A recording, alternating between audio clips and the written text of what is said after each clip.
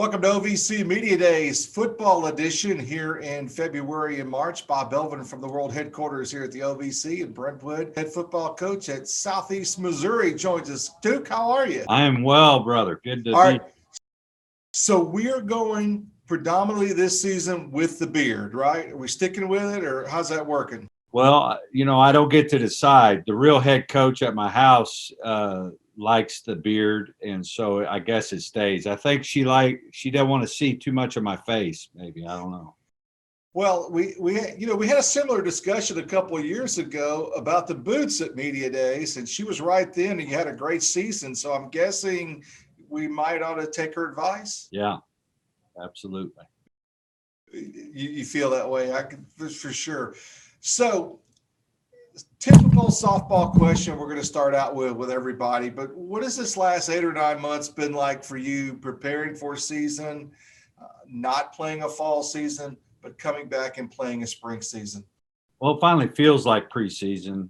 I had a hard time getting excited in the fall because I just felt like there were so many things there that I had a hard time believing we're going to actually play. Where now I feel way better because my players feel better. They have more confidence in everything that's going on, and they really miss football. And so that preseason excitement and can't wait to play some football is there. Wake up, can't sleep, practice this year, and all the things that come with it. It feels like even though it's in January and I'm freezing, it still feels like preseason. You did play one game in the fall.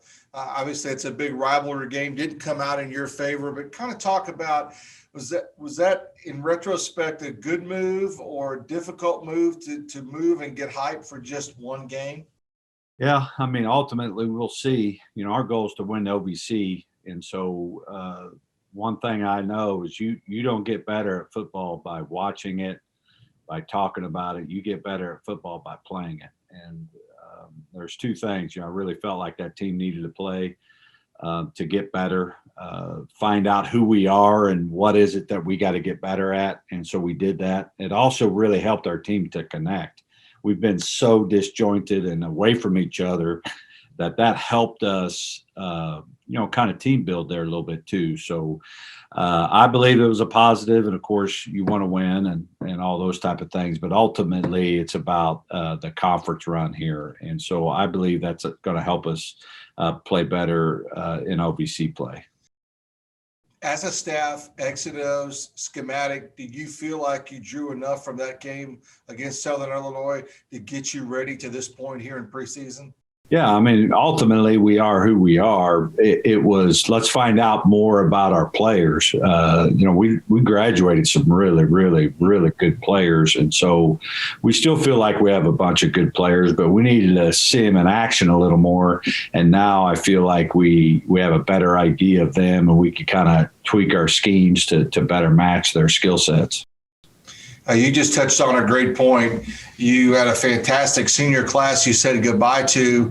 Key position there at quarterback. You bring today Andrew Bunch and introducing us to the OVC media, transfer from Nebraska. Talk a little bit about some big shoes to fill there at quarterback. And also, you got some young quarterbacks that you've recruited waiting in the wings.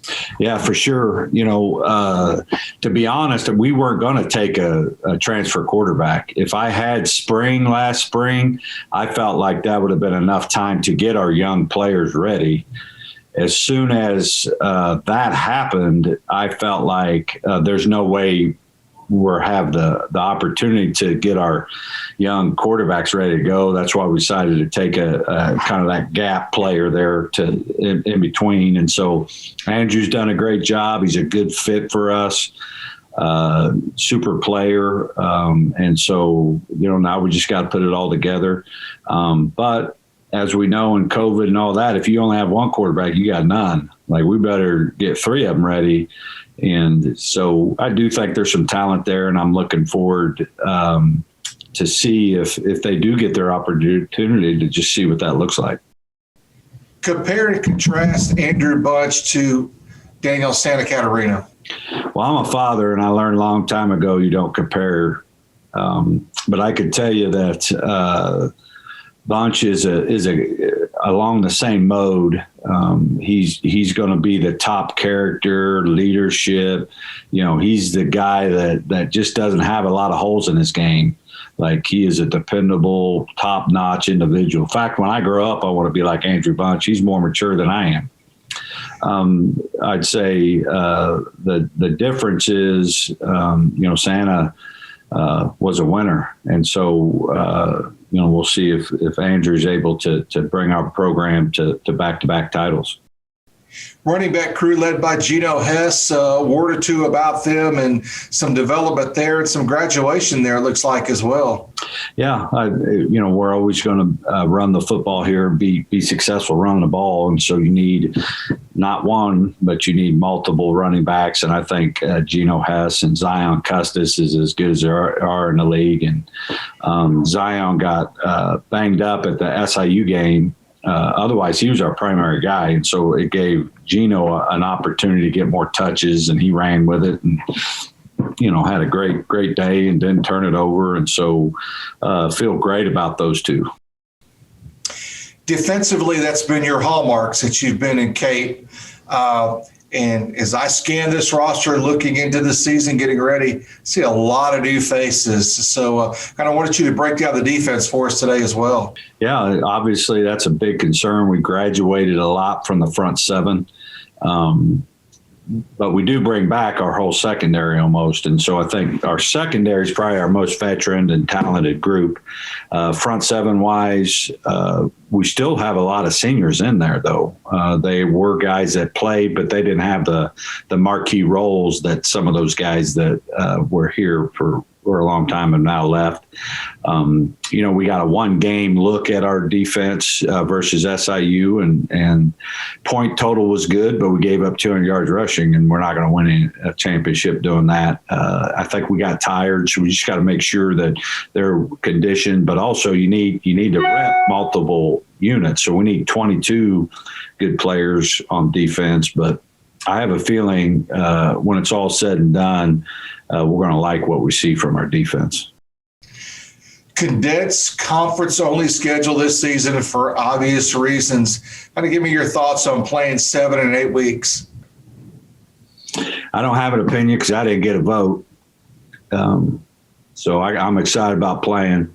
We'll get to open up at home. We still have a home conference winning streak. We have always played well at home, and I want to make sure that our players try to uphold that tradition. Brick by brick, it's behind you. It's been your mantra since you've been there. Some other programs have adopted it and used it as well. What does it mean in Cape?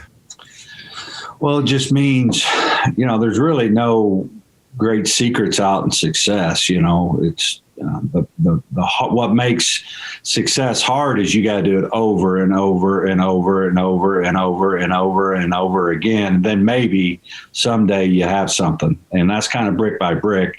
It's not complicated, but if you keep getting after it day by day, you're going to like what those results pile up to be. And so it's just that process-driven mentality instead of results-driven. Of course, we're in a result-driven society, and our players are judged, coaches are judged by stats and results, but those are just byproducts of your process. And so we just got to make sure we got a winning system that's going to create the kind of results we can all be proud of and design more rings. And I think part of that has been the adaptation that you and all coaches across the country have had to go through during this pandemic. Anything particularly strike you as having been, hey, we did this well at SEMO? I'm not sure. I don't spend a lot of time and pat myself on the back. If you tell me all the things that I've done wrong, I give you a list. But I think we always treat our players well. We never want them to feel like there's any kind of issues there, and they have they feel comfortable in bringing things up. And so I think at the end of the day, whether it's the social injustices or all the crazy internet stuff about COVID and all those things, I think we've taken the time to listen, confront concerns, speak truth into that. And I believe our team's ready to play some football. And he's listened to his management and has the beard for the season. Bob Matukewicz, thank you so much. Great to see you again, and we'll see you along the way. Thanks.